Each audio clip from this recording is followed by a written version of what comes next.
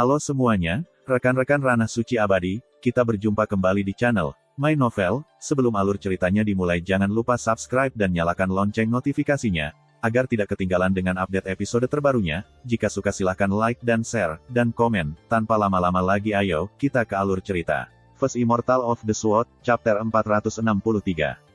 Wen Xinzhao terdiam, lalu berkata, Marsial Paman Zhang, bisakah aku berbagi apa yang baru saja kamu katakan dengan Sui?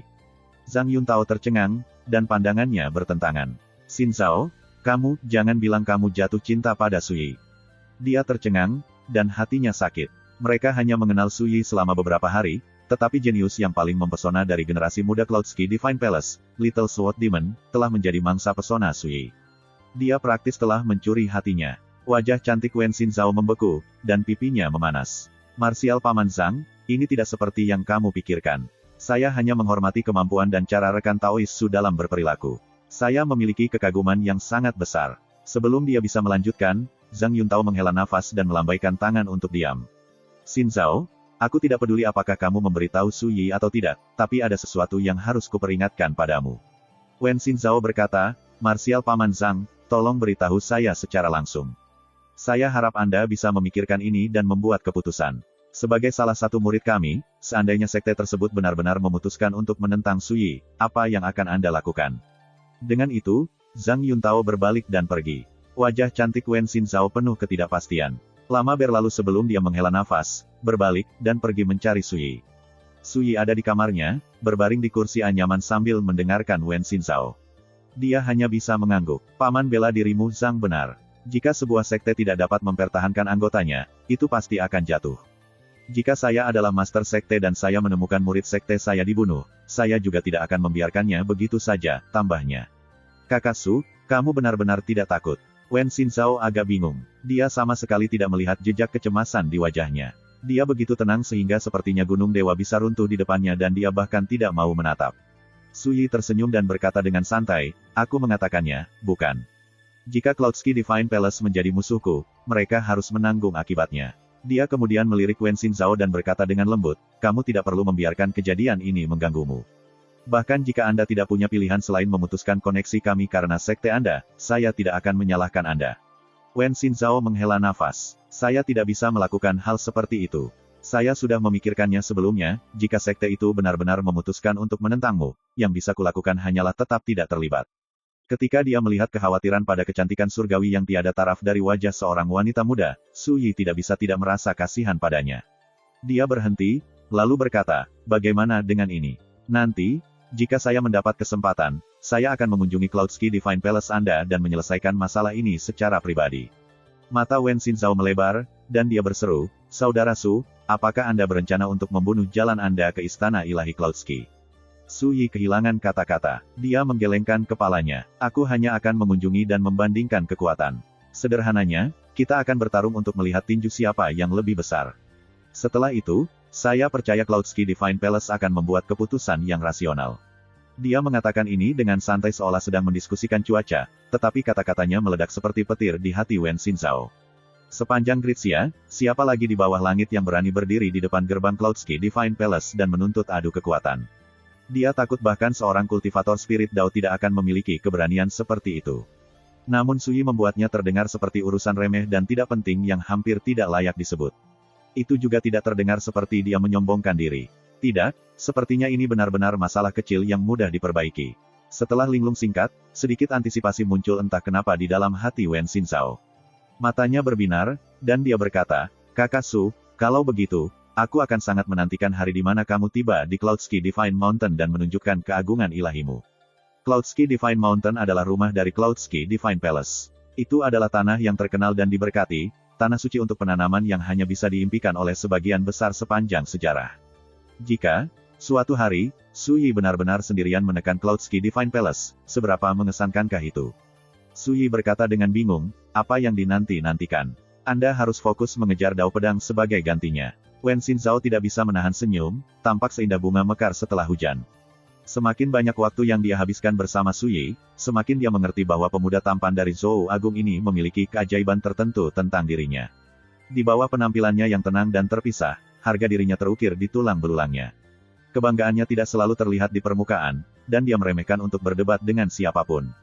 Namun, ketika Anda benar-benar mengenalnya, dan ketika Anda menyadari sejauh mana kecerdasannya dan keagungan pencapaiannya dalam Dao Pedang, Anda akan memahami pada tingkat mendalam bahwa harga dirinya berasal dari kepercayaan mutlak pada dirinya sendiri, kemampuan. Kebanggaannya tidak seperti seorang pembual yang tidak berpikir. Jalan di depan tenang, tanpa hambatan besar. Menjual Jadesit Spirit Chrysalis telah menjaring Suyi kekayaan yang sangat besar. Sumber daya kultivasi saja sudah cukup untuk bertahan sampai dia mencapai alam istana asal. Dia juga bisa menggunakan bahan spiritual dan giokro untuk meredam pedang dewa abstrus dan menyempurnakan jimat kekuatan yang mengejutkan. Singkatnya, Suyi tidak perlu khawatir tentang sumber daya kultivasi untuk sementara waktu. Setidaknya, dia tidak perlu khawatir sebelum mencapai alam istana asal. Suasana di kapal telah berubah akhir-akhir ini. Ren Youyu telah mengetahui kematian saudara magangnya. Rupanya, berita itu membuatnya sangat terkejut hingga darah terkuras dari wajahnya, dan dia berdiri di sana dalam keadaan linglung selama beberapa waktu. Sejak saat itu, dia mengurung diri di kamarnya, seolah-olah dia tidak takut apapun selain menabrak Suyi. Zhang Yuntao juga diam. Dia juga berusaha menghindari kemungkinan interaksi dengan Suyi, tetapi dia kadang-kadang mengobrol dengan Wen Xinzhao. Suyi, bagaimanapun, bertindak seolah-olah semua ini tidak ada hubungannya dengan dia. Ketika dia tidak berkultivasi, dia menginstruksikan penanaman Dao Pedang oleh Wen Xinzhao. Larut malam, ketika dia kesepian, dia akan memanggil King Wan, dan mereka berdua akan mengobrol dan minum. Namun, sebagian besar waktu, dia berbicara dan King Wan mendengarkan. Bahkan Suyi mau tidak mau mengakui bahwa King Wan adalah pendengar yang sangat menyenangkan. Saat mereka bersama, dia bisa mengesampingkan keberatannya dan berbicara dengan bebas tentang apapun yang ada di pikirannya. King Wan juga senang. Dia menyukai penampilan Suyi ketika dia minum dan berbicara dengan bebas. Tentu saja, setiap kali Suyi mengungkit hal-hal yang memalukan seperti kultivasi ganda, King Wan mau tak mau merasa malu, dan pipinya memerah. 7 hari berlalu dalam sekejap. Mereka menghabiskan salah satu dari hari-hari ini di Bright Province, di mana mereka berhenti di sebuah kota yang menghasilkan banyak bahan spiritual. Suyi mengambil kesempatan untuk menyimpan bahan-bahan dasar yang dibutuhkan untuk memurnikan jimat. 6 hari lainnya, mereka terus maju.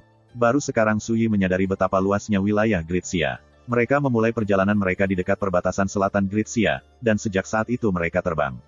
Mereka tidak bergerak terlalu cepat, tapi mereka sudah terbang selama hampir 10 hari. Namun, mereka masih hanya melintasi 3 provinsi. Menurut Wen Xinzhao, setidaknya 2 minggu lagi sebelum mereka tiba di Provinsi Azure, ketika ibu kota Kekaisaran Xia besar, kota 9 Tripod, berada. Tentu saja, ini agak terkait dengan kecepatan terbang kapal harta karun yang lambat. Bepergian dengan kapal terasa nyaman, tetapi jauh lebih lambat daripada kecepatan terbang kultivator Grain Avoidance biasa. Namun, Suyi tidak terburu-buru, jadi ini sama sekali tidak mengganggunya. Perjalanan itu seperti kehidupan itu sendiri. Jika Anda terburu-buru, Anda pasti akan melihat pemandangan indah di sepanjang jalan. Kultivasi hampir sama. Berjuang untuk kecepatan saja tidak akan memotongnya, Anda tidak bisa terpaku pada terobosan cepat. Sebaliknya, Anda harus melanjutkan satu langkah dan satu waktu untuk fondasi yang stabil. Larut malam, Provinsi Gajah, tebing naga patah. Bulan yang bercahaya tergantung di atas kepala, dan sungai yang luas dan tak terbatas mengalir melalui lanskap di bawah. Ombaknya seperti salju yang bergolak, dan sinar bulan seperti bintik-bintik perak yang berserakan. Kapal harta karun berhenti di puncak gunung tidak jauh dari Broken Dragon Cliff. Selain Ren Youyu, semua orang turun. Mereka menyalakan api unggun, lalu makan, minum, dan mengagumi bulan dari puncak gunung. Saat mereka mengamati perairan yang jauh, mereka merasa tenang dan nyaman. Mereka mengatakan bahwa dahulu kala, seekor naga banjir hitam hidup di dalam perairan itu. Kultivasinya sangat dalam dan sulit dipahami, tetapi sudah memiliki potensi untuk berubah menjadi naga sejati. Setiap 100 tahun sekali, ia akan muncul dari air dan menyerap esensi bulan untuk meredam ki, darah, dan tubuh kedagingannya, kata Wen Xinzhao dengan suaranya yang menenangkan dan indah. Namun, ketika naga banjir hitam berusaha mengatasi kesengsaraannya dan menjadi naga sejati, ia mengalami perkembangan yang tidak terduga. Seorang pembudidaya pedang yang perkasa menyeberangi sungai dan berusaha merebut intinya saat mengalami kesengsaraan. Pada akhirnya, di atas Broken Dragon Cliff, pembudidaya pedang menikam tengkorak naga banjir hitam. Namun, dia pada gilirannya dilahap oleh naga banjir hitam. Naga banjir yang terluka tidak hanya kehilangan kesempatan untuk bermetamorfosis, upaya itu membuat tubuhnya babak belur dan patah, dan tewas di tempat. Nama, Tebing Naga Hancur, berasal dari legenda ini, karena mereka mengatakan bahwa disinilah harapan naga banjir hitam untuk menjadi naga sejati hancur. King Ya merasa sangat kasihan atas kemalangan naga banjir hitam itu. Yuan Heng dan Bai Wenxing merasakan ini lebih dalam lagi. Mereka juga adalah pembudidaya Yao. Mereka tahu lebih baik daripada siapapun bahwa naga banjir sudah menjadi eksistensi yang menakutkan di antara jenis Yao. Mereka memiliki bakat yang mengejutkan, dan garis keturunan mereka tinggi dan kuat. Yao biasa bahkan tidak bisa dibandingkan dengan mereka. Tetapi karena alasan inilah menjalani metamorfosis untuk menjadi naga sejati lebih sulit daripada naik ke langit. Berkultivasi cukup sulit, tapi itu belum semuanya, bahkan jika mereka mengambil kesempatan metamorfosis yang langka dan hampir tidak dapat dicapai, kesengsaraan berikutnya tidak tertandingi dan menakutkan. Mereka memiliki sedikit peluang untuk bertahan hidup. Jika legenda itu benar, pembudidayaan naga banjir hitam itu sama sekali tidak sederhana. Setidaknya itu harus berada di alam manifestasi spiritual. Selain itu, ia pasti sudah mengeraskan tubuhnya sampai tumbuh tanduk naga, cakar bersisik, dan punggung bergerigi. Setelah mencapai itu hanya satu kesengsaraan besar lagi dari menerobos dan mencapai tubuh naga sejati, dengan nafas dan keagungan drakonik. Meski begitu, itu tidak akan menjadi naga sejati yang lahir alami, berdarah murni, tapi itu masih jauh lebih unggul dari naga banjir dunia. Suyi menyesap anggur dan berkata dengan santai, agar pembudidaya pedang itu telah menembus tengkoraknya, dia pasti juga berada di alam manifestasi spiritual. Kalau tidak, dia bahkan tidak akan pernah bisa mendekati naga banjir hitam. Setelah mengatakan ini, dia tidak bisa membantu tetapi menggelengkan kepalanya. Sayangnya, pembudidaya pedang itu pada akhirnya terlalu bodoh. Saat Anda membunuh naga banjir, Anda harus mulai dengan memotong cakarnya, lalu ekornya. Selanjutnya, Anda membutakannya dan menghancurkan tanduknya. Setelah Anda melakukan semua itu, naga banjir mungkin masih memiliki kultivasi yang kuat, tetapi paling baik hanya dapat menampilkan setengah dari kekuatannya. Dalam kondisi itu, Anda dapat membunuhnya dengan mudah. Saat kelompok mendengarkan, mereka berulang kali tercengang. Mereka melihat ini sebagai legenda yang tidak penting. Siapa yang mengira Suyi akan langsung membedakan begitu banyak rahasia? Misalnya, kultivasi dan fondasi apa yang dibutuhkan naga banjir hitam sebelum mencoba menjadi naga sejati, dan cara termudah untuk mencapai kemenangan. Kakak Suyi, kamu pasti tahu banyak. Mata King Ya berbinar, dan dia berseru, jika saya tidak tahu lebih baik, saya khawatir saya akan berpikir Anda benar-benar membunuh naga banjir sebelumnya, Kakak Suyi. Yang lain tidak bisa membantu tetapi merasa sedih juga. Suyi jelas hanyalah seorang pemuda di alam penghindaran gandum, namun sepertinya tidak ada yang tidak dia ketahui. Ketika mereka mendengar dia menjelaskan rahasia kultivasi, mereka tidak bisa tidak merasakan wawasan mereka meluas, seolah-olah mereka telah tercerahkan. Namun, meskipun tidak ada dari mereka yang mengetahuinya, Suyi tidak hanya membunuh naga banjir. Di masa lalunya, dia pernah menguliti naga, membuang tulangnya, dan mencabut uratnya. Dia meminum anggur yang diseduh dari darah naga, dan memakan sumsum phoenix dan hati naga yang sama terkenalnya.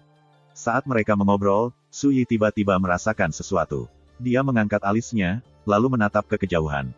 First Immortal of the Sword, Chapter 464. Bulan bersinar terang, dan hanya beberapa bintang yang bersinar di atas kepala.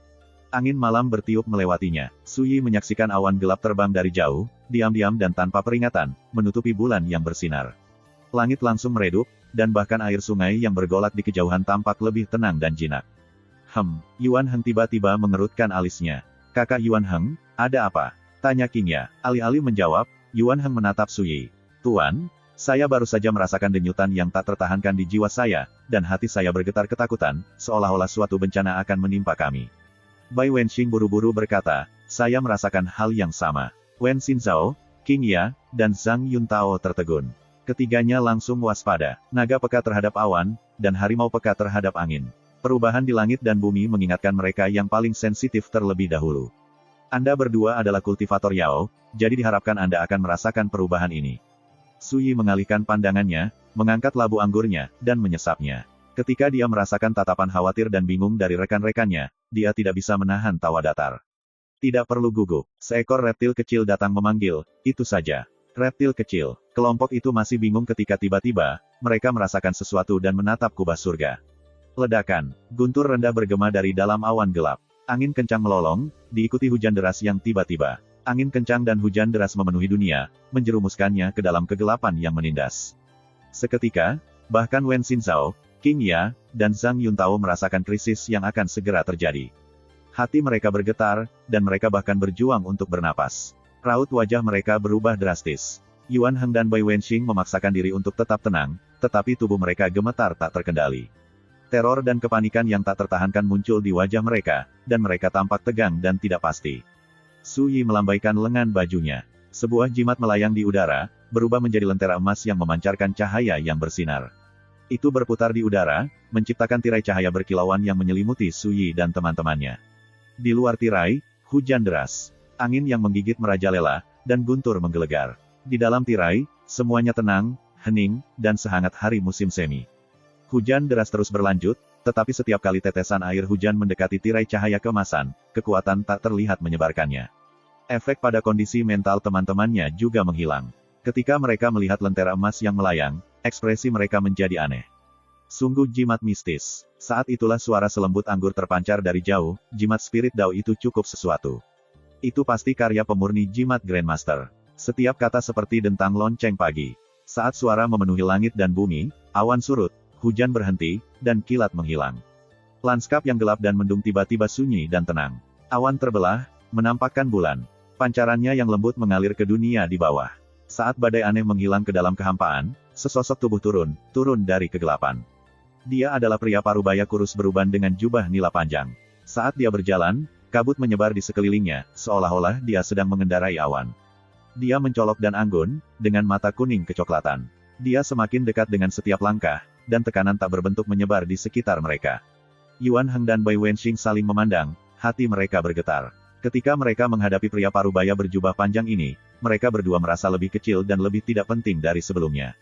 Keduanya ketakutan dan tidak yakin seolah-olah mereka sedang menatap dewa. Wen Xinzhao merasakan aliran dingin melalui sosoknya yang halus, dan matanya bersinar karena waspada. Yao Qi yang menakutkan, Yao tingkat roh Dao, Zhang Yuntao tersentak, hatinya bergetar, dan ekspresinya berubah secara dramatis. King Ya secara naluriah meringkuk di samping Suyi, matanya yang besar dipenuhi teror. Dia sangat menakutkan, alis Suyi berkerut dengan sedikit ketidaksenangan, dan dia menjentikkan jarinya. Bes, cahaya lentera emas tiba-tiba meningkat. Sekarang bersinar seperti matahari. Lapisan cahaya bermekaran di sekitar sumbunya, seperti bunga yang mekar, saat cahaya keemasan berkabut berdesir di sekitarnya. Jimat matahari menyilaukan lentera emas. Ini adalah salah satu jimat spirit Dao yang telah disempurnakan Suyi baru-baru ini, selama berada di kapal harta karun. Itu bisa menyerang dan bertahan, dan itu memiliki kegunaan yang tak ada habisnya. Tidak jauh dari sana, tatapan pria parubaya itu berubah menjadi serius. Dia berhenti di jalurnya, lengan bajunya mengepul di sekelilingnya. Fluktuasi kekuatan tak terlihat berdesir di sekelilingnya. Baru pada saat itulah dia menetralkan kekuatan cahaya keemasan berlapis. Dia berhasil, tetapi dia sedikit terhuyung-huyung dalam prosesnya. Jimat roh Dao ini terlalu menakjubkan untuk diungkapkan dengan kata-kata. Pria parubaya berjubah panjang itu menghela nafas. Dia kemudian menghadap Suyi dan mengepalkan tinjunya dengan senyum tipis. Namaku Yingke, dan aku tidak membencimu. Jika saya menyinggung Anda sebelumnya, rekan Taois, saya dengan rendah hati meminta maaf kepada Anda. Saat dia berbicara, dia menarik auranya. Dia sekarang memiliki kehadiran yang tenang, dengan sikap transenden. Dengan lengan bajunya yang lebar, dia tampak seperti dewa atau abadi. Kelompok itu langsung merasa jauh lebih tenang. Suyi tersenyum, tapi tidak sampai ke matanya. Menyinggung saya, ini tidak terlalu serius. Sebenarnya saya agak berharap Anda ada di sini dengan niat buruk. Yingke berjubah panjang membeku, lalu tersenyum. Apa maksudmu dengan itu, teman mudaku? Suyi mengulurkan tangannya. Lentera emas tiba-tiba berubah kembali menjadi jimat, yang mendarat di telapak tangannya. Baru kemudian dia berkata dengan tenang, sederhana saja. Jika Anda berani menyerang saya akan memotong cakar Anda yang bersisik, menguliti Anda, mencabut tendon Anda, berpesta daging Anda, dan meminum darah Anda. Bukankah itu luar biasa? Hati yang lain bergetar. Mereka tidak bisa membantu tetapi merasa terkejut. Meskipun Yingke telah menekan auranya, mereka semua telah lama menyadari bahwa ini adalah keberadaan alam manifestasi spiritual yang menakutkan, Yao perkasa yang mampu menaiki awan dan memanipulasi petir. Namun sepertinya Suyi tidak menganggapnya serius, dan kata-katanya benar-benar tenang dan menghina. Jika ada, dia tampaknya memandang Yingke sebagai mangsa untuk dibantai sesuka hatinya. Mata kuning kecoklatan Yingke yang berjubah panjang menyempit menjadi celah, tapi kemudian, dia tertawa terbahak-bahak. Teman muda, kamu masih sangat muda, dan kamu hanya berada di alam penghindaran butir, namun kamu masih berani mengatakan hal seperti itu. Sepertinya Anda punya sesuatu untuk mendukung kepercayaan diri Anda. Suyi hanya melirik api dan berkata di antara tegukan anggur, kamu tidak perlu menyelidikiku lebih jauh. Jika aku kehabisan kesabaran, Broken Dragon Cliff akan menjadi kuburanmu. Yingke terdiam. Dia tampak tenang, tetapi auranya bergejolak. Bahkan setelah menekan keagungan yang menakutkan dari seorang kultivator alam manifestasi spiritual, kehadirannya membebani hati dan pikiran orang lain. Itu hampir mencekik. Ini adalah penindasan mutlak dari celah yang tidak dapat diatasi dalam kultivasi. Spirit Dao dibagi menjadi 3 alam, manifestasi spiritual, integrasi spiritual, dan revolusi spiritual. Mereka yang melangkah ke Spirit Dao dianggap sebagai kultivator tingkat tinggi. Baik di Gritsia maupun di seluruh benua Azure, mereka berdiri di puncak eksistensi. 4 ortodoksi tingkat puncak Sia besar, 3 klan besar, dan keluarga kekaisaran adalah entitas yang besar dan kuat yang memandang rendah seluruh dunia. Mengapa? Itu karena mereka memiliki banyak pembudidaya Spirit Dao untuk menahan benteng. Tidaklah berlebihan untuk mengatakan bahwa kemanapun kultivator alam manifestasi spiritual pergi, kultivator lain manapun akan menghormati mereka dan menghormati mereka.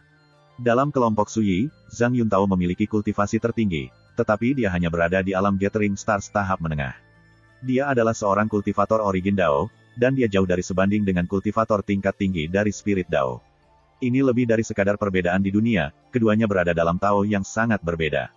Seorang kultivator realem manifestasi spiritual memancarkan tekanan seperti harimau di pegunungan. Bahkan tanpa menunjukkan kekuatannya dengan sengaja, kehadiran seekor harimau sudah cukup untuk membuat semua binatang lainnya gemetar ketakutan.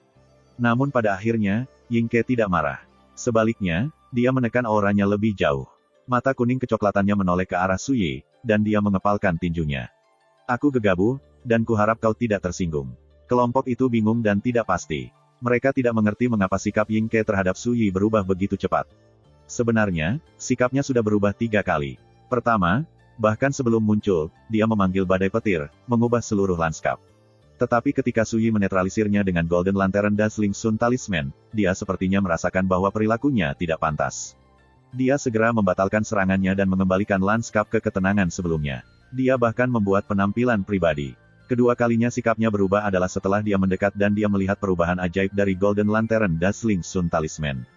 Dia kemudian menekan auranya, berhenti, dan menyapa Suyi dengan hormat. Sekarang, ketika dia menerima ketenangan Suyi dan menyadari bahwa Suyi memandangnya dengan jijik, seolah-olah dia hanya mangsa potensial, dia menyadari ada sesuatu yang salah. Inilah mengapa dia mengambil inisiatif untuk meminta maaf. Ini adalah kultivator Yao Realem manifestasi spiritual yang perkasa, namun dia bertindak seperti ini. Siapa yang tidak terkejut? Apa sebenarnya yang dia takutkan? Mungkinkah dia merasakan sesuatu yang mengancam tentang Suyi? Hati kelompok dipenuhi dengan pertanyaan dan keraguan.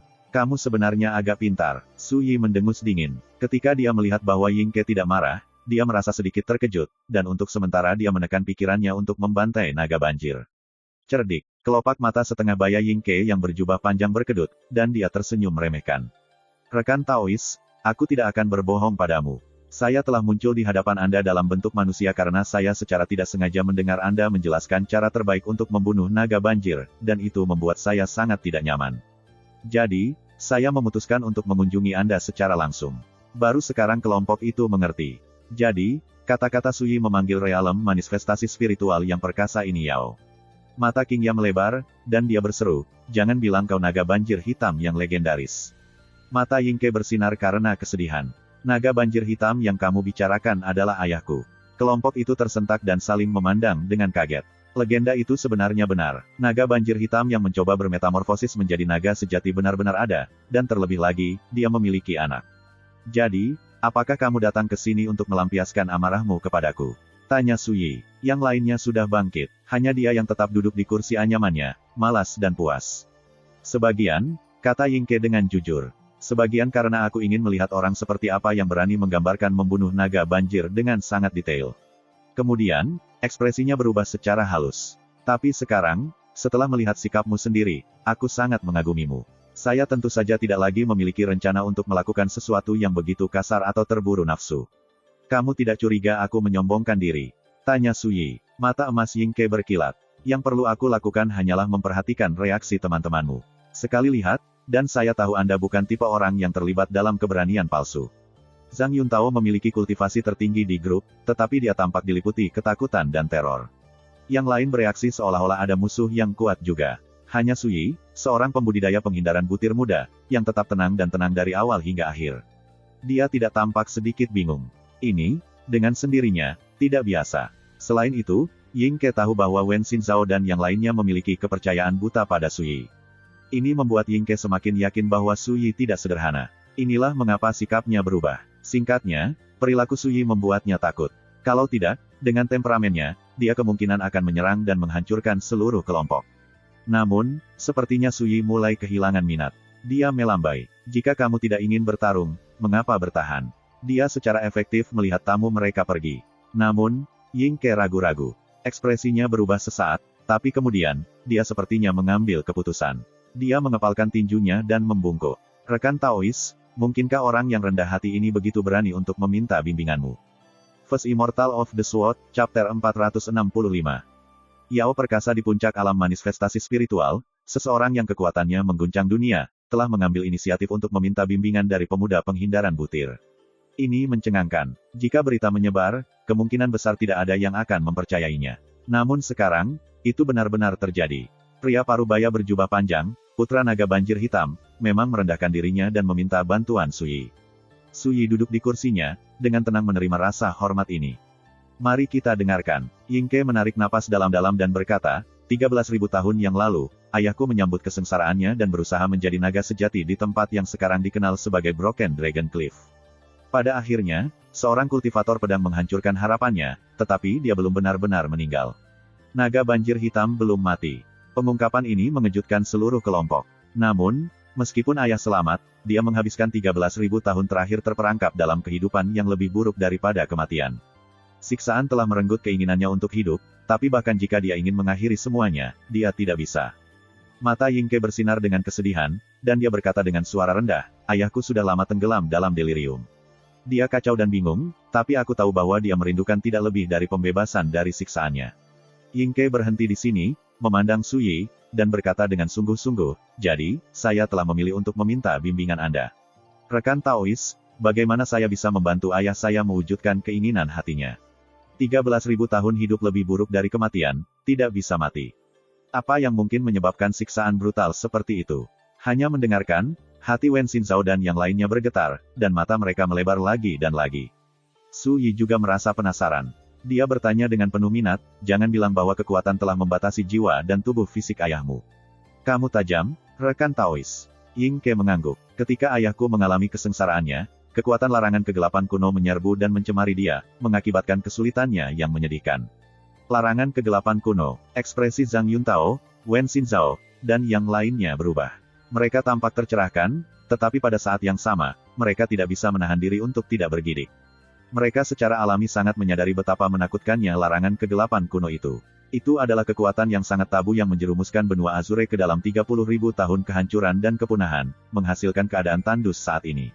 Di tahun-tahun berikutnya, ortodoksi yang dulunya tak terhitung jumlahnya memudar dan menghilang di bawah kekuatannya. Kekuatan larangan kegelapan kuno sebenarnya telah mencemari naga banjir hitam. Kalau begitu, tidak heran situasinya begitu suram. Jadi, itu adalah larangan kegelapan kuno. Su Yi mengerti. Dia berpikir kembali ke lautan Chaotic Spirit dan 4 bahayanya, Isle of No Return, Gunung Pemakaman, Menara Tulang Putih, dan kapal Starlight. Dia juga mengingat 4 entitas yang terkurung di dalamnya, Fire Demon Li Huo, Old Yao Bone Eater, Thunder Monarch Oblivion, dan Taoist Star Girdle. Tidak ada keraguan tentang hal itu, naga banjir hitam menderita dengan cara yang sama, dan dia belum membebaskan diri bahkan sekarang. Su Yi memang memiliki sarana untuk menyelesaikan masalah pelik ini.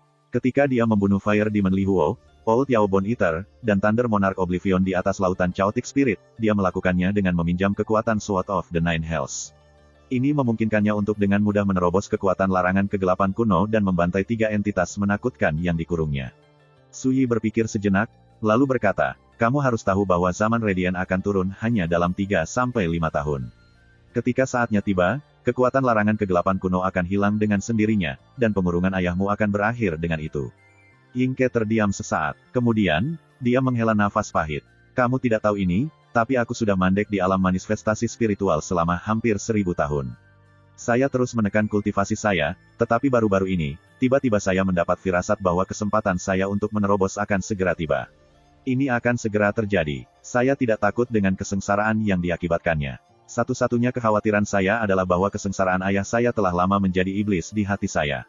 Kemungkinan besar ini akan menjadi pembukaan yang fatal ketika saya mencoba kesengsaraan saya. Kalau begitu, bahkan nyawaku akan berada dalam bahaya. Su Yi langsung mengerti. Jadi kamu berharap untuk membebaskan ayahmu sebelum kamu mencoba terobosan karena dengan melakukan itu, kamu dapat melepaskan diri dari iblis hati ini. Itu benar, Ying Ke mengangguk. Ayahku gagal dalam kesengsaraannya ketika dia berusaha menjadi naga sejati, menghasilkan lebih dari 10.000 tahun siksaan terus-menerus. Hasil ini jauh, terlalu menakutkan, dan selama bertahun-tahun, hal itu menimbulkan kelemahan di dalam hatiku. Jika saya tidak melenyapkannya, saya tidak memiliki harapan untuk selamat dari kesengsaraan saya dan menerobos ke alam berikutnya. Emosi Wen Xinzhao dan yang lainnya melonjak hanya dengan mendengarkan kisah ini. Semuanya dipindahkan. Ini adalah bahaya dari jalur kultivasi. Seekor naga banjir seperti Ying Ke mungkin tampak sangat mulia. Dia bisa menatap dunia dengan bangga dan memerintah angin dan hujan. Namun, ketika dia menerobos, kesengsaraan yang dihasilkan jauh lebih mengerikan daripada yang dihadapi oleh para pembudidaya biasa. Jika dia tidak menghilangkan iblis hatinya, tidak masalah seberapa mampu dia. Dia hampir pasti ditakdirkan untuk binasa saat mencoba menjalani kesengsaraan. Su Yi tersenyum tipis. Dan mengapa menurutmu aku tahu bagaimana membebaskanmu dari setan batinmu? Ying Ke meringis. Saya tidak akan menyembunyikannya, itu karena uraianmu tentang cara membunuh naga banjir. Itu membuat saya menyadari bahwa pemahaman Anda tentang garis keturunan kami jauh melampaui pembudidaya lainnya. Bahkan para kultivator spirit Dao tidak memiliki informasi yang baik. Ini bukan pujian kosong. Ketika dia mendengar Su Yi berkata bahwa kamu harus terlebih dahulu memotong cakar bersisik naga banjir, lalu memotong ekornya sebelum membutakannya dan menghancurkan tanduknya, Ying Ke merasakan hawa dingin di hatinya. Seolah-olah Su Yi telah melihat semua kelemahannya. Memotong cakar bersisik mencegah mereka memanipulasi kekuatan angin dan awan. Memotong ekornya mencegah mereka terbang. Membutakan mereka akan sangat membatasi akal ketuhanan mereka. Dan menghancurkan tanduk mereka. Ini secara efektif akan merampok sebagian besar kultivasi mereka. Sebagai putra naga banjir hitam, tidak mungkin Ying Ke tidak mengetahui hal ini. Metode Su Yi untuk membunuh naga banjir menghantam mereka tepat di tempat yang paling menyakitkan, dia telah mempelajari semua kelemahan fatal mereka. Bagaimana mungkin seseorang dengan pengetahuan seperti itu bisa menjadi orang biasa? Inilah mengapa Ying Ke memutuskan untuk tampil. Jadi semua yang dikatakan Su Yi barusan tepat sasaran, hati rekannya bergetar, dan ekspresi mereka aneh. Kata-kata Ying Ke membuat mereka tiba-tiba menyadari bahwa meskipun deskripsi Su Yi sebelumnya terdengar tenang dan santai, dia sebenarnya telah membuat daftar semua titik lemah yang fatal dari jenis naga banjir. Su Yi berpikir sejenak, lalu berkata, aku memang bisa membantu ayahmu lolos dari siksaannya, tapi, kenapa aku harus membantumu? Hati Ying Ke bergetar, dan wajahnya dipenuhi dengan kegembiraan dan kegembiraan yang tak terselubung. Dia kemudian menarik napas dalam-dalam, mengepalkan tinjunya, dan membungkuk. Rekan Taois, jika Anda membantu saya pasti akan menawarkan Anda hadiah yang murah hati sebagai tanda terima kasih saya, dan saya akan mengingat kebajikan ini sampai akhir hayat saya. Su Yi menatapnya. Aku tidak membutuhkan hadiah yang murah hati, aku juga tidak membutuhkanmu untuk mengingat kebajikanku. Ying Ke tertegun. Dia berkata dengan sungguh-sungguh, lalu apa yang kamu butuhkan? Selama itu masih dalam kekuatanku, aku akan memberikannya padamu tanpa harus mengernyitkan dahi. Su Yi mengulurkan 3 jari. Di masa depan, saat aku membutuhkannya, kamu akan membantuku 3 kali. Tentu saja, Anda dapat yakin, saya tidak akan memaksa Anda untuk melakukan apapun yang bertentangan dengan keyakinan Anda, saya juga tidak akan mengirim Anda ke kematian Anda. Selama Anda setuju, saya akan membebaskan Anda dari iblis hati Anda sekarang. Su Yi kemudian mengangkat labu anggurnya dan meneguknya, tampak sangat lesu. Pikirkan sendiri, dia bukan orang yang suka menyenangkan orang. Apakah dia orang lain? Bagaimana mungkin Ying Ke realem manifestasi spiritual yang sangat kuat bisa begitu patuh dan lemah lembut di depannya? Ekspresi Ying Ke berubah tidak menentu, sementara teman-teman Su Yi dalam hati tegang. Mereka takut bahwa penghinaan Yao manifestasi spiritual yang perkasa akan berubah menjadi kemarahan, dan bahwa dia akan menyerang dan memaksa Su Yi untuk membantu. Tetapi pada akhirnya, Ying Ke menarik napas dalam-dalam, membungkuk, dan berkata, rekan Taois, saya setuju. Kamu harus tahu bahwa meskipun aku telah melampirkan persyaratan, aku turun tangan untuk membantumu, kata Su Yi, nadanya penuh makna. Aku bahkan membantumu menghindari bencana fatal di jalur kultivasi. Jika Anda tidak mau, atau jika Anda berencana untuk mengacaukan jalan Anda dan mengingkari janji Anda, saya jamin nasib Anda akan lebih menyedihkan daripada nasib ayah Anda. Seluruh tubuh Ying Ke menjadi kaku. Di hadapan tatapan Su Yi yang tenang dan jauh, dia merasakan hawa dingin yang menusuk tulang yang tak dapat dijelaskan muncul di dalam dirinya. Rekan Taois, tolong, yakinlah. Saya bisa bersumpah demi hidup dan jiwa saya jika perlu. Setelah mengatakan ini, Ying Ke menggigit kulit ujung jarinya seolah ingin bersumpah. Namun, Su Yi sudah bangkit dari kursinya, dan dia melambai untuk menghentikannya. Tidak dibutuhkan. Sumpah seperti itu tidak ada gunanya. Saya selalu mempertimbangkan hati, bukan sisa-sisanya. Yingke agak linglung, dan merasa semakin tidak bisa melihat menembus pemuda penghindaran butir di depannya. Dia jelas sangat muda, dan kultivasinya masih sangat remeh. Namun untuk beberapa alasan, sikapnya membuat orang lain tidak dapat melihatnya. Ayo pergi, bawa aku menemui ayahmu. Su Yi menyingkirkan kursi anyaman dan menggeliat.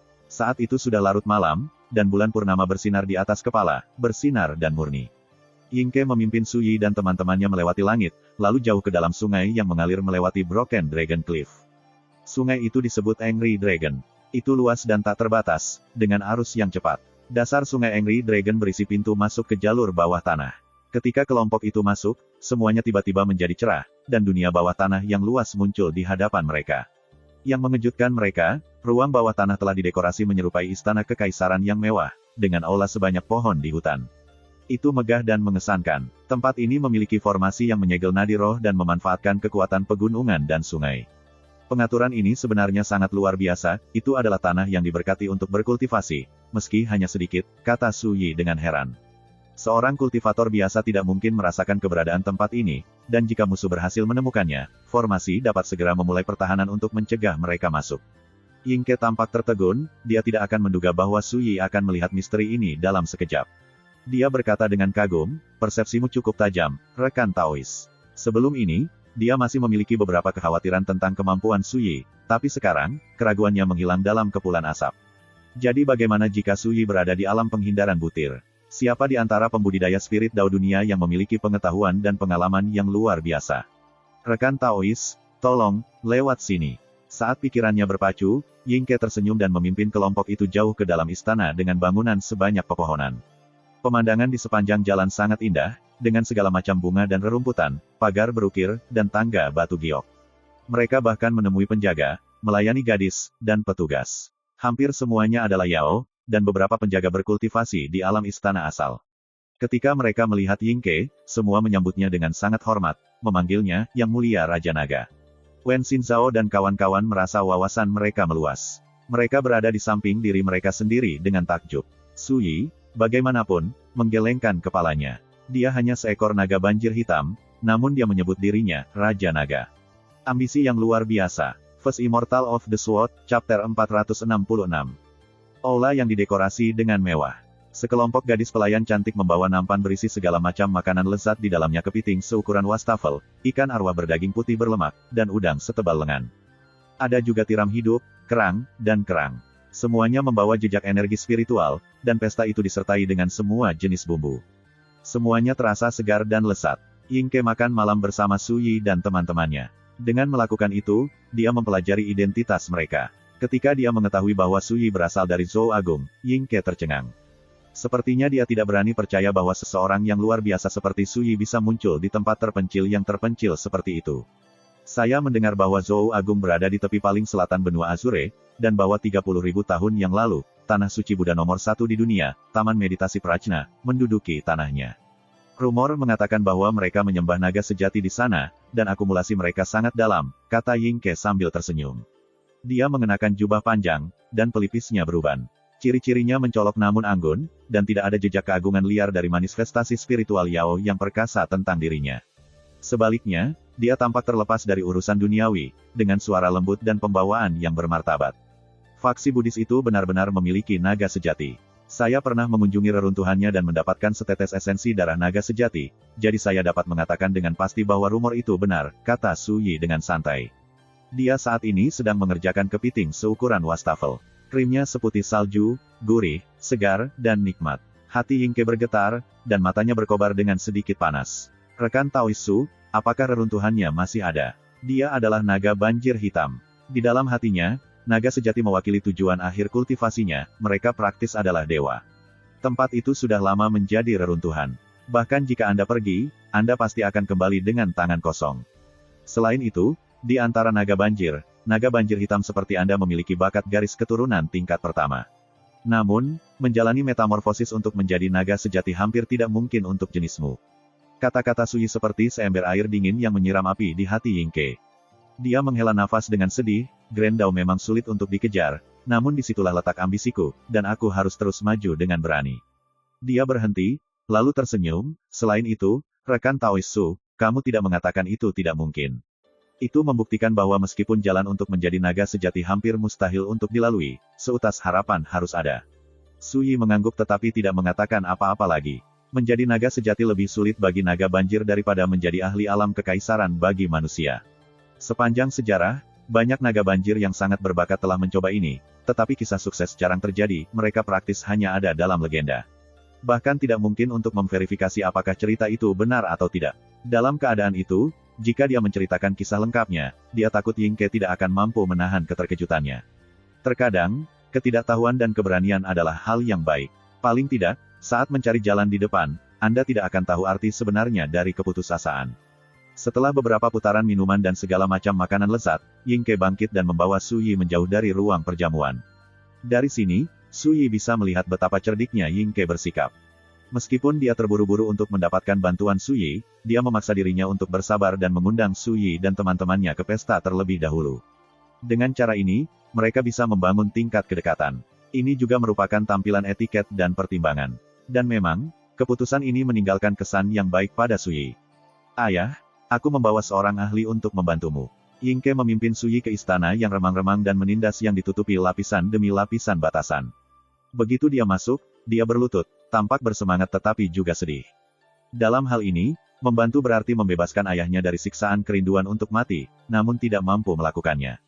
Artinya, itu berarti kematiannya. Ying Ke secara alami merasakan campuran emosi yang kompleks atas hal ini. Su Yi mendongak dan melihat naga banjir hitam yang lesu dan sekarat jauh di dalam aula. Panjangnya lebih dari 100 kaki dan melingkar seperti gunung kecil. Seluruh tubuhnya tertutup sisik-sisik gelap, masing-masing seukuran kipas katail. Yang paling mengejutkan dari semuanya, ada pedang yang tertancap di tengkorak naga banjir hitam. Luka itu berlumuran darah kering. Bagian tengah naga banjir hitam adalah massa darah dan daging yang tidak jelas. Jelas bahwa dagingnya telah dibelah, hanya untuk seseorang yang menjahitnya kembali.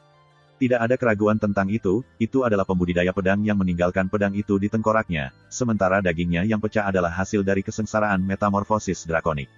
Gumpalan kekuatan tabu yang aneh, sulit dipahami, bertahan di sekitar naga banjir hitam. Sekilas Su Yi tahu bahwa ini adalah kekuatan larangan kegelapan kuno. Seolah menanggapi suara Ying Ke, mata naga banjir hitam itu terbuka. Mereka redup dan tak bernyawa, namun penuh rasa sakit, kebingungan, dan amarah yang meledak-ledak. Jelas bahwa naga banjir tidak lagi memiliki kesadaran. Tiba-tiba, ia tampak gelisah, dan raungan histeris keluar dari tenggorokannya. Liu Qianxing, yang agung ini akan membunuhmu. Saya akan membunuh kamu. Suara itu menggelegar di seluruh aula, suara itu penuh dengan kebencian yang tak ada bandingannya. Ketika dia melihat naga banjir hitam itu sedang berjuang untuk berdiri, Ying Ke mengeluarkan piringan formasi dari lengan bajunya dan mengedarkannya. Ledakan, kekuatan pembatasan yang menutupi keempat sudut aula besar melonjak, seperti lapisan rantai, dengan kuat menahan naga banjir hitam di tempatnya. Siapa Liu Qianxing? Tanya Su Yi. Wajah Ying Ke dipenuhi amarah, kebencian, dan rasa sakit. Dia adalah pembudidaya pedang yang memanfaatkan kesengsaraan metamorfosis ayahku untuk menyergapnya. Dia adalah sesepuh dari Fulcrum of Heaven Sword Sect, tapi dia sudah lama meninggal saat melawan ayahku. Su Yi langsung mengerti. Tidak heran naga banjir hitam sangat membenci Liu Qianxing. Dia bertanya, jika aku mematahkan kekuatan larangan kegelapan kuno, aku khawatir ayahmu akan bertahan cukup lama untuk menyeduh secangkir teh sebelum meninggal. Apakah kamu siap? Ying Ke membungkuk. Aku sudah menunggu ribuan tahun untuk hari ini. Tolong lakukan itu. Bebaskan ayahku dari penderitaannya. Su Yi mengangguk. Dentang. Pedang Dewa Abstrus mendarat di telapak tangan Su Yi. Bilahnya, gelap dan halus seperti langit malam, bersinar dengan riak cahaya tajam. Setelah diperiksa lebih dekat, ada proyeksi ilusi samar dari seekor burung ganas yang tak tertandingi yang mengepakkan sayapnya di dalam pedang. Sungguh pedang spiritual yang luar biasa. Hati Ying Ke bergetar, dia tahu betapa luar biasa pedang Dewa Abstrus itu. Burung ilusi yang samar dan nyaris tak terlihat bahkan membuatnya merasakan sedikit bahaya. Makhluk ganas macam apa yang dimiliki esensi jiwa itu sehingga memiliki kehadiran yang begitu ganas dan menakutkan. Sebelum Ying Ke bisa membungkus kepalanya, seluruh tubuhnya menjadi kaku, dan dia merasakan sakit yang menusuk di kulitnya. Seolah-olah keagungan pedang yang tinggi dan tak tertandingi menekan hatinya. Dia merasa tercekik, dan teror tak berujung mengaliri dirinya seperti air pasang. Dia sangat ketakutan sehingga pikirannya menjadi gelap. Kekuatan macam apa ini? Dia telah menekan kekuatannya di puncak alam manifestasi spiritual selama hampir 1000 tahun. Dengan kekuatannya, dia bisa memandang rendah seluruh Gritsia. Namun sekarang, dia merasa ketakutan, tak berdaya, dan sekecil semut. Praktis secara bersamaan, dekrit pemakan roh menyinari pedang Dewa Abstrus, dan seberkas cahaya berkabut muncul dari bilahnya. Yang lebih menakutkan adalah kehadiran yang melayang di sekitar tepi. Itu seperti jurang atau seperti lubang neraka. Itu misterius dan tidak dapat dipahami, dengan keagungan yang menakutkan dan mengesankan yang tampaknya menekan usia dan mendominasi surga. Kehadiran itulah yang memenuhi hati Yingke dengan teror dan kepanikan. Suara mendesing. Su Yi mengayunkan pedangnya. Ki pedang tak terlihat terbang di udara dengan efisiensi sempurna, sama sekali tidak dibatasi. Naga banjir hitam meraung tak berdaya dan teror. Itu bergetar, tetapi tidak berani melawan atau melawan. Namun, tebasan itu tidak ditujukan pada naga banjir hitam. Serangkaian suara retak mengikuti, dan kekuatan larangan kegelapan kuno yang mengelilingi naga banjir hitam itu patah seperti tali yang putus, lalu hancur menjadi kehampaan, sedikit demi sedikit. Dalam sekejap mata, itu menghilang sepenuhnya. Praktis secara bersamaan, Yingke yang ketakutan dan tertekan merasa lebih ringan, dan perasaan tidak berdaya dan putus asa itu lenyap tanpa jejak. Meski begitu, dia merasa seolah-olah dia telah melarikan diri dari rahang kematian. Rasa dingin mengalir di punggungnya, dan ekspresinya telah berubah total. Sekarang, ketika dia melihat Su Yi, tatapannya mengandung kekaguman yang mendalam. Ketika dia pertama kali bertemu Su Yi di Broken Dragon Cliff, Su Yi tampak menghina, seolah-olah Yingke adalah mangsa yang bisa dia bunuh sesuka hatinya. Memikirkan kembali sekarang, Yingke akhirnya yakin bahwa Su Yi tidak hanya membual. Pemuda realem penghindaran butir ini benar-benar memiliki kekuatan yang cukup untuk memusnahkannya. Pikiran ini membuat Yingke semakin bersukacita karena tidak menyerang secara sembarangan. Kalau tidak, dia akan mendekati kematian, dan konsekuensinya akan sangat mengerikan. Naga banjir hitam yang berjongkok jauh di dalam aula berangsur-angsur menjadi tenang, dan matanya yang tumpul diam-diam bersinar dengan sedikit kejernihan, seolah memulihkan rasionalitasnya setelah bertahun-tahun kebingungan. Dentang. Ketika dia melihat ini, Su Yi menyingkirkan pedang Dewa Abstrus, berbalik, dan keluar dari aula. Ayahmu tidak punya banyak waktu tersisa. Kalian berdua harus mengobrol dengan baik. Terima kasih banyak, rekan Taois. Yingke membungkuk dalam-dalam. Sikapnya sudah mengalami pergeseran kosmik. Sebelumnya, dia memiliki kepercayaan pada status dan kultivasinya. Meskipun dia memiliki rasa takut pada Su Yi, dan meskipun dia bersikap bijaksana dan rendah hati, itu karena dia meminta bantuan dari Su Yi. Sekarang, setelah melihat kemampuan Su Yi untuk dirinya sendiri, dia merasa benar-benar terguncang dan terintimidasi, dan dia tidak lagi berani bersikap tidak sopan sedikitpun. Lagi pula, itulah kekuatan dari larangan kegelapan kuno. Bahkan dia, keberadaan alam manifestasi spiritual, tidak berdaya tentang hal itu. Dia hanya bisa menyaksikan tanpa daya ketika ayahnya menderita siksaan yang lebih buruk daripada kematian selama ribuan tahun. Namun Su Yi telah menyapu dan menghancurkan kekuatan larangan hanya dalam satu serangan. Bagaimana mungkin Yingke tidak tertegun? Bagaimana mungkin dia tidak kagum? Putraku, apakah itu kamu? Suara lemah dan serak terpancar dari dalam kegelapan aula besar yang menindas. Hati Yingke bergetar. Kemudian, dia sangat bersemangat hingga pinggiran matanya berubah merah. Dia bergegas maju, berlutut, dan bersujud. Ayah, kamu akhirnya mendapatkan kembali kesadaranmu. Gelombang. Setelah meninggalkan aula, Su Yi mengembuskan napas panjang dari udara keruh. Menghilangkan kekuatan larangan kegelapan kuno adalah masalah sederhana, yang harus dia lakukan hanyalah membelahnya dengan kekuatan pedang 9 neraka. Hanya saja meminjam aura pedang menghabiskan kekuatan jiwa yang sangat besar. Jika dia melakukannya untuk waktu yang lama, jiwanya akan menderita serangan balik. Kekuatan jiwaku berkali-kali lebih kuat daripada saat aku membunuh iblis api Lihuo dan yang lainnya di atas lautan roh caotik, tapi meski begitu, aku bisa meminjam kekuatan aura pedang 9 neraka selama 7 atau 8 menit paling. Jika saya memaksakan diri untuk melebihi jangka waktu itu, jiwa saya pasti akan menderita kerusakan yang sangat besar. Sedikit ketidakberdayaan muncul di wajahnya. Dia hanya meminjam sebagian dari aura pedang, namun itu sangat menguras tenaga. Berapa lama lagi dia harus menunggu sebelum dia bisa menggunakan pedang 9 neraka secara nyata? Dalam kehidupan masa lalunya, dengan kultivasi Imperial Apex Realm, dia memerintah tertinggi atas 9 provinsi. Meskipun dia bisa menggunakan pedang 9 neraka, dia hanya bisa mempertahankannya selama 15 menit. Namun, Su Yi sudah lama menyimpulkan bahwa, jika dia benar-benar menguasai rahasia pedang, tidak peduli seberapa tinggi atau rendah kultivasinya, dia akan bisa menggunakannya dengan mudah. First Immortal of the Sword, Chapter 467. Saat Su Yi bertanya-tanya, dia kembali ke ruang perjamuan sebelumnya. Kakak Su Yi, apakah kamu berhasil? King Ya meletakkan udang kupas seputih salju di depan Su Yi dan bertanya dengan rasa ingin tahu. Su Yi tersenyum, mengangguk, lalu menggigit udang dan minum. Apakah itu berarti kamu benar-benar memiliki cara untuk melawan larangan kegelapan kuno? Seru King Ya. Itu hanya satu kalimat, tapi itu langsung menarik perhatian Zhang Yuntao dan Wen Xinzhao. Larangan kegelapan kuno, pegangannya di benua Azure telah berlangsung hampir 30.000 tahun, dan bahkan ortodoksi kuno dengan para ahli Imperial Realm tidak berdaya melawannya. Mereka hanya bisa menyaksikan faksi mereka menurun dan jatuh, sedikit demi sedikit. Tidak sembarang orang bisa menetralkan kekuatan seperti itu. Kalau tidak, bagaimana bisa larangan kegelapan kuno telah menyiksa ayah Yingke, seorang alam revolusi spiritual yang perkasa, selama bertahun-tahun. Saat dia merasakan tatapan mereka, Sui tiba-tiba menyadari masalah tertentu. Bagi para pembudidaya benua Azure, larangan kegelapan kuno seperti kutukan yang tak terhindarkan. Jika orang lain mengetahui bahwa dia memiliki cara untuk memecahkannya, kemungkinan akan menyebabkan badai yang tidak terduga dan masalah yang tidak perlu. Sui tidak takut pada masalah, tapi dia membencinya saat masalah datang mengetuk pintunya. Untungnya, di lautan roh kacau, hanya Hua Xinfeng dan beberapa orang lainnya yang mengetahui bahwa saya memiliki cara untuk melanggar larangan kegelapan kuno. Saya ragu mereka juga akan mengungkapkannya dengan enteng. Adapun Star Girdle, saya khawatir dia tidak mungkin lolos dari kurungan sampai Radiant Epoch turun. Jadi yang harus saya lakukan hanyalah memastikan bibir Yingke tertutup rapat. Dia berpikir sejenak, lalu berkata, bagiku, membantu ayah Yingke melarikan diri dari kehidupan yang lebih buruk daripada kematian tidaklah sulit. Jawaban bundaran dan ambigu ini membuat mereka secara tidak sadar berasumsi bahwa Sui juga tidak memiliki cara untuk memberantas kekuatan larangan kegelapan. Cara mereka melihatnya, itu adalah jawaban yang paling masuk akal. Waktu yang cukup untuk membakar sebatang dupa berlalu sebelum Yingke kembali. Kemudian, di bawah tatapan kaget kelompok itu, dia berlutut di lantai dan bersujud pada Sui. Tuan Su, izinkan saya untuk bersujud sebagai rasa terima kasih atas nama ayah saya. Terima kasih telah membebaskannya. Dia kemudian bersujud sekali lagi. Tuan Su, mulai hari ini, Anda adalah dermawan dari garis keturunan Ying dari naga banjir hitam. Tidak peduli perintah Anda, klan saya dan saya akan melaksanakannya, terlepas dari kesulitannya.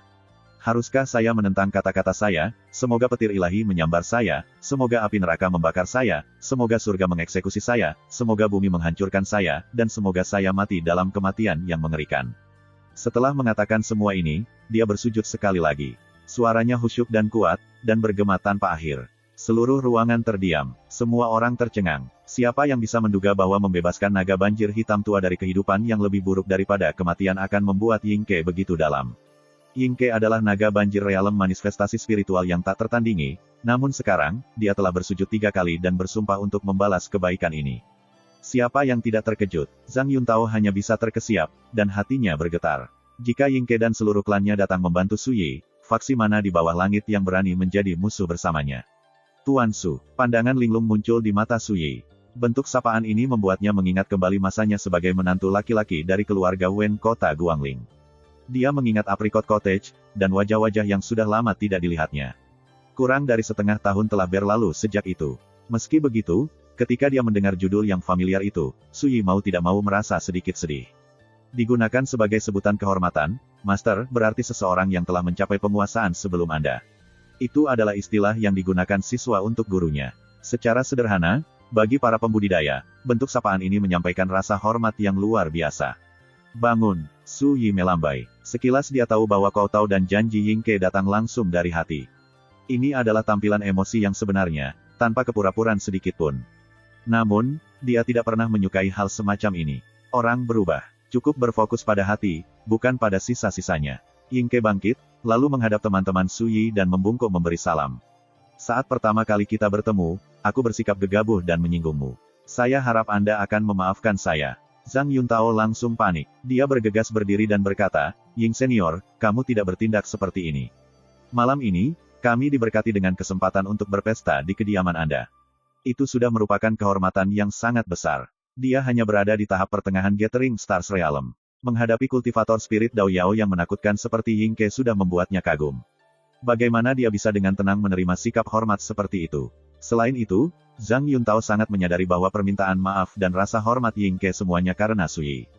Jika bukan itu masalahnya, dia takut Yingke tidak akan membiarkan orang-orang seperti itu untuk kedua kalinya. Ketika dia melihat Zhang Yuntao bangkit dan membalas sapaan Yingke, bagaimana mungkin Wen Xinzhao dan yang lainnya tetap duduk? Namun, sebelum mereka bisa bangun, Yingke tersenyum dan memberi isyarat agar mereka tetap duduk.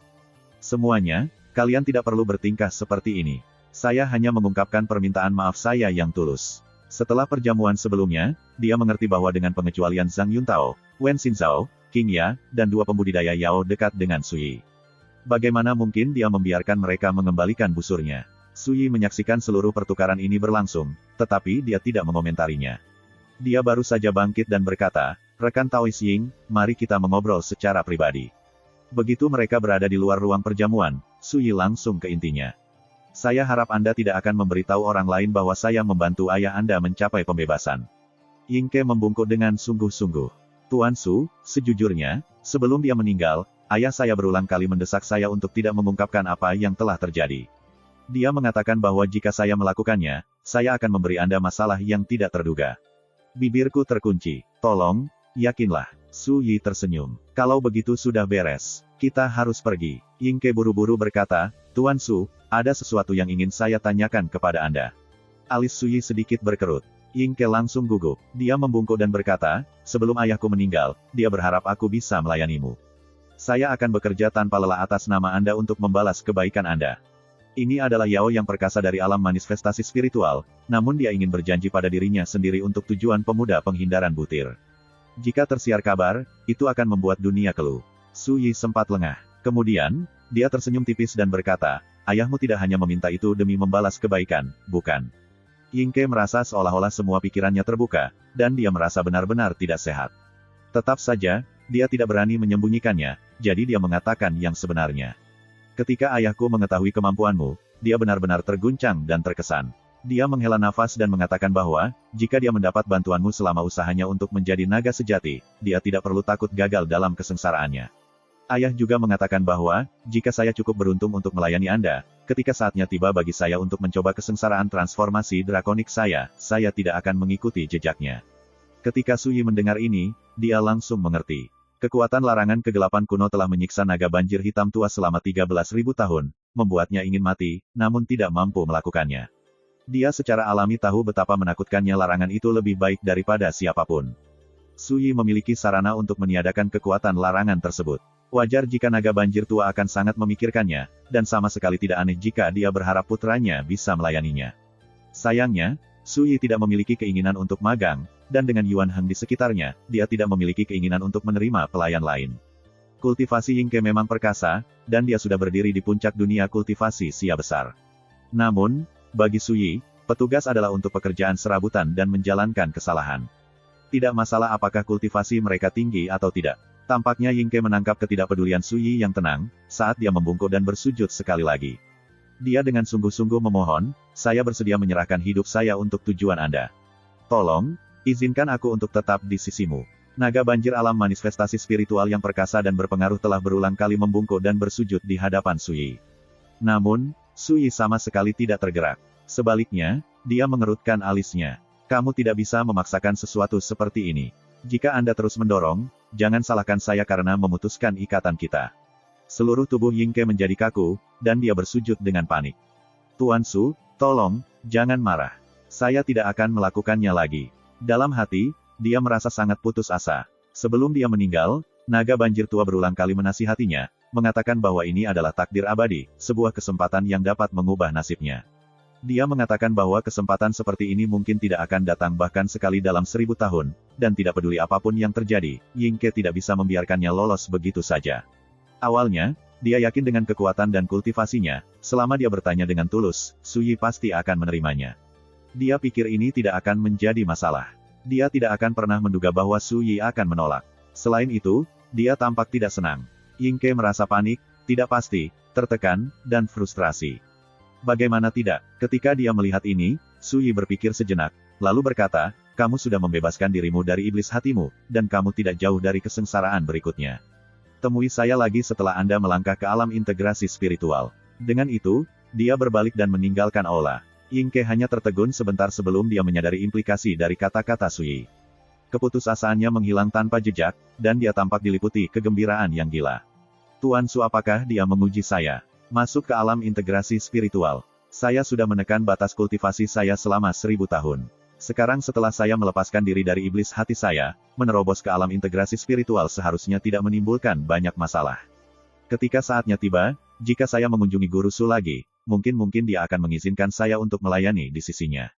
Ying Ke kemudian menarik napas dalam-dalam, menekan kegembiraannya, dan bangkit. Su Yi dan teman-temannya sudah keluar dari aula. Mereka telah memutuskan untuk pergi. Yingke ingin mempertahankan mereka lebih lama, tetapi ketika dia melihat bahwa Su Yi telah mengambil keputusan, dia malah memilih untuk melepaskan mereka. Zhang Yuntao dan yang lainnya memperhatikan bahwa Yingke tampak bersemangat. Dia tampak tenang dan santai saat dia bercakap-cakap, suaranya sehangat dan selembut angin musim semi. Hanya ketika dia menghadapi Su Yi, tanpa disadari dia tampak terpesona dan hormat, seperti orang yang tidak berani berbicara terlalu keras karena takut mengejutkan orang-orang di atasnya. Ketika saya kembali ke sekte, saya pasti akan melaporkan apa yang terjadi malam ini. Pikir Zhang Yuntao. Ketika Su Yi membunuh Huo Yunseng, Sun Feng, dan Qian Tianlong, Zhang Yuntao yakin bahwa Cloudski Divine Palace tidak akan melepaskan masalah ini. Namun sekarang, Su Yi memiliki Yao manifestasi spiritual yang perkasa, sosok seperti dewa, di sisinya. Dalam keadaan seperti itu, Cloudski Divine Palace harus berpikir panjang dan keras tentang konsekuensinya sebelum bertindak melawan Su Yi. Ketika pikiran ini terlintas di benaknya, Zhang Yuntao hanya bisa menghela nafas. Ya, dia pernah kalah dari Su Yi, tapi di dalam hatinya, dia tidak bisa benar-benar membencinya. Salah siapa dia lebih lemah dari lawannya.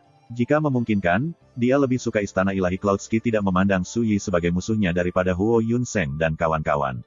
Ini berhasil dengan baik, jika sekte mengetahui bahwa Su Yi memiliki naga banjir yang perkasa seperti Yingke di sisinya, itu pasti akan membuat mereka berhenti.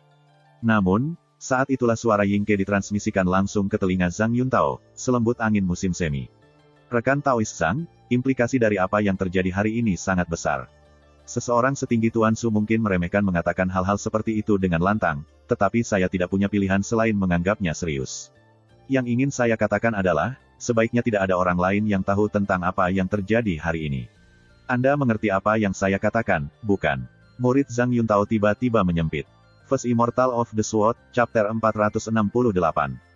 Beberapa saat yang lalu, Zhang Yuntao memutuskan untuk melaporkan kejadian ini ke sekte secara lengkap, detail yang jujur, segera setelah dia kembali.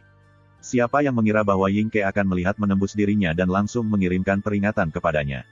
Tatapan Zhang Yuntao berubah, dan dia melihat senyum Yingke yang hangat dan ramah. Namun, ketika dia menatap mata kuning kecoklatan itu, hati Zhang Yuntao bergetar, dan hawa dingin menjalari tulang punggungnya. Ini adalah peringatan dari Yao perkasa dari alam manifestasi spiritual. Bagaimana mungkin Zhang Yuntao mengabaikannya? Zhang Yuntao menarik napas dalam-dalam, lalu mengirim kembali, "Senior, yakinlah. Saya tidak akan membocorkan sepatah kata pun tentang apa yang terjadi di sini hari ini." Haha, rekan Daois Zhang, jangan terlalu memikirkan ini. Nanti, jika saya mendapat kesempatan, saya pasti akan mengunjungi Anda di Cloudski Divine Palace. Ketika waktunya tiba, tolong jangan tolak saya di depan pintu. Yingke tertawa dan mengirim balik. Hati Zhang Yuntao bergetar. Bagaimana dia bisa gagal menyadari apa yang sebenarnya dikatakan Yingke? Aku tahu kamu dari Cloudski Divine Palace, jadi aku tahu di mana menemukanmu nanti. Juga, pemimpin Cloudski Divine Palace saat ini adalah Fu Peiyu, kan? Tanya Yingke, sepertinya sebagai renungan. Dia memang. Zhang Yuntao mengangguk. Kira-kira 300 tahun yang lalu, pada diskusi tentang Dao di Nine Tripod City, saya cukup beruntung bertemu dengan pemimpin Anda.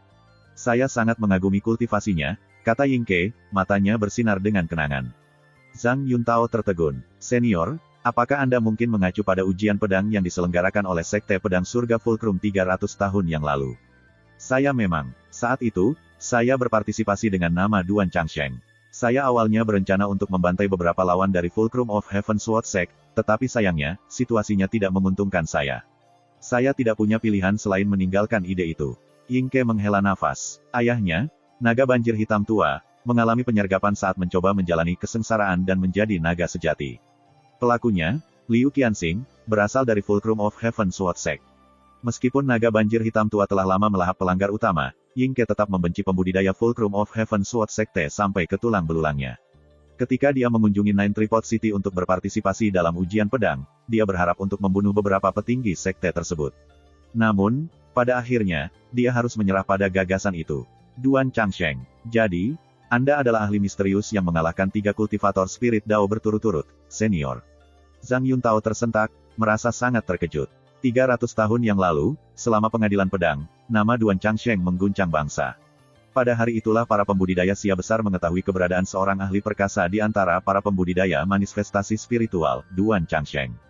Namun, bahkan sekarang, tidak ada yang tahu asal-usul Duan Changsheng.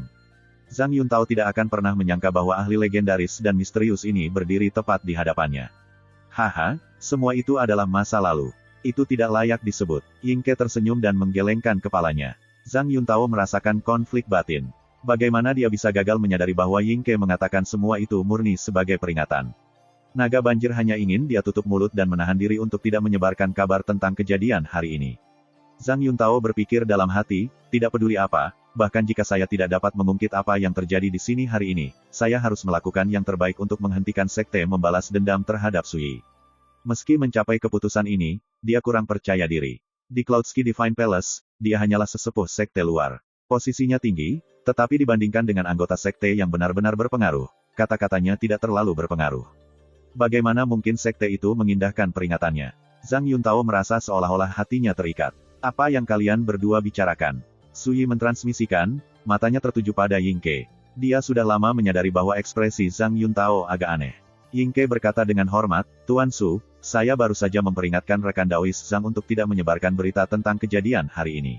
Saya khawatir, jika kabar sampai ke Cloudski Divine Palace, itu akan menimbulkan masalah bagi Anda. Alis Sui terangkat, itu sebenarnya agak perhatian padamu. Yingke berkata dengan lebih hormat, saya hanya melakukan apa yang harus saya lakukan. Saat mereka bercakap-cakap, kelompok itu meninggalkan istana bawah tanah dan melanjutkan perjalanan menuju permukaan sungai Naga Marah. Saat itu sudah larut malam, dan fajar semakin dekat. Kapal harta karun berlabuh di samping Broken Dragon Cliff. Nona, Anda tidak perlu takut. Anda adalah murid dari Cloudski Divine Palace. Aku, Lim Yaohong, tentu saja tidak akan mempersulitmu. Lim Yaohong duduk di salah satu aula kapal. Dia duduk dengan santai di kursinya, mengistirahatkan matanya. Dia mengenakan jubah Taois bermotif angin dan api, dan dia tinggi dan tegak.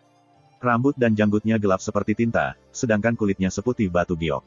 Wajahnya sangat mirip dengan adik perempuannya, Madame Miao Hua. Meskipun dia menekan auranya, kehadiran kultivator alam manifestasi spiritual masih membuat hati Ren Youyu bergetar ketakutan. Senior, aku sudah memberitahumu semua yang aku tahu.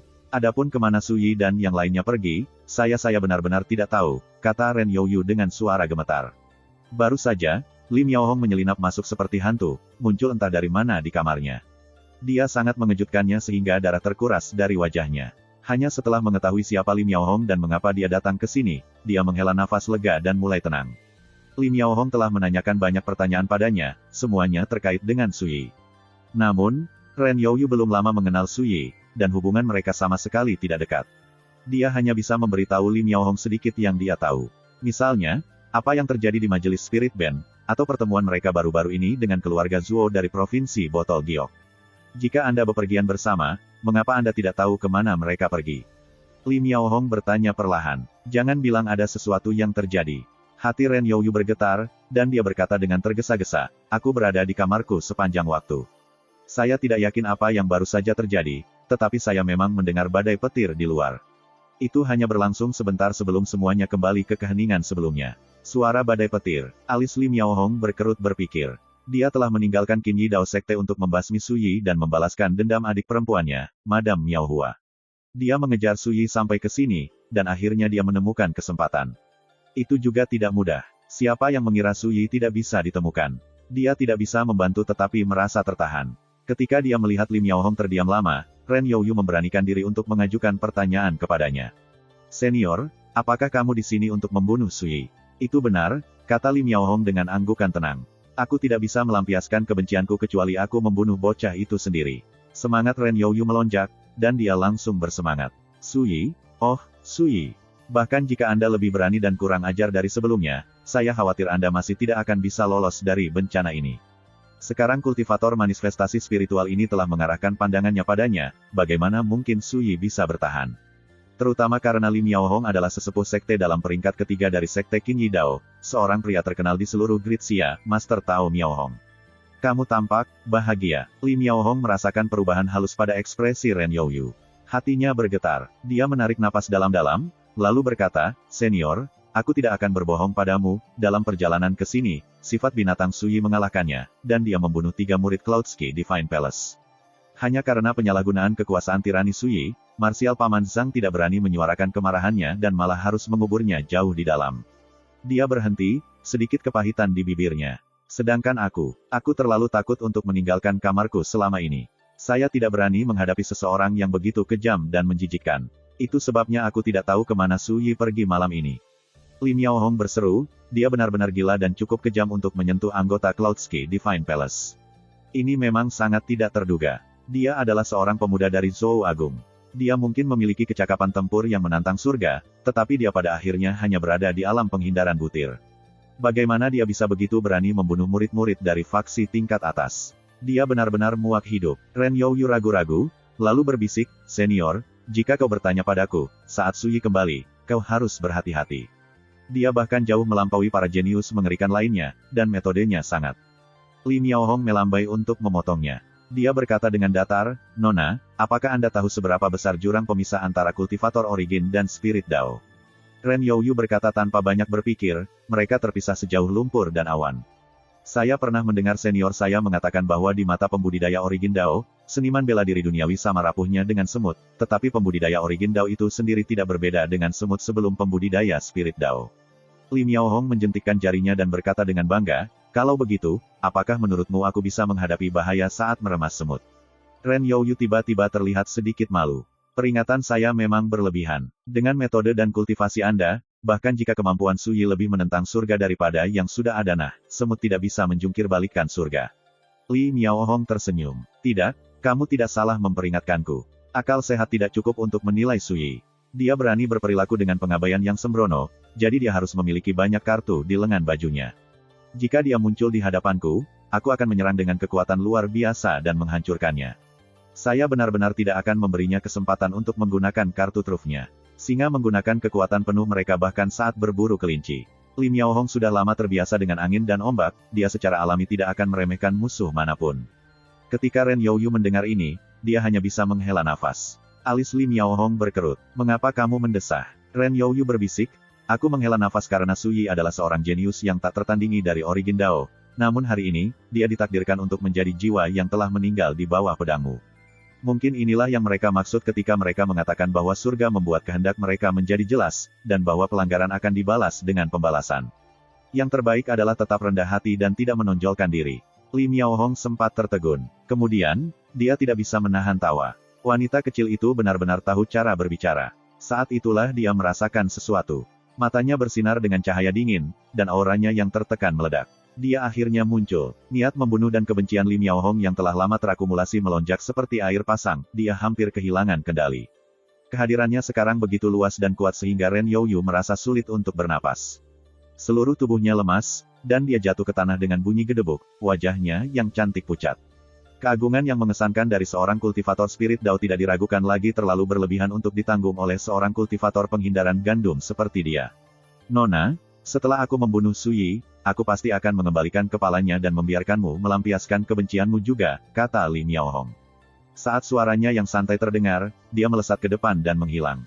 "Suyi, dia kembali." Setelah jeda singkat dan tertegun, Ren Youyu berdiri dengan gembira dan keluar dari aula. Dia ingin melihat bagaimana Suyi mati dengan kedua matanya sendiri.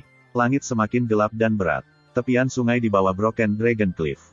Begitu Suyi dan teman-temannya muncul dari sungai, suara yang tenang, sedingin es, dan bermartabat menggelegar seperti guntur yang tiba-tiba bergema di langit malam. "Dengarkan, Suyi, dasar binatang kecil. Saya Li Miaohong dari Sekte Qinyi Dao, dan saya datang ke sini malam ini untuk mengambil hidup Anda untuk menghibur jiwa adik perempuan saya yang telah pergi." Terima kasih. Sampai jumpa di episode berikutnya.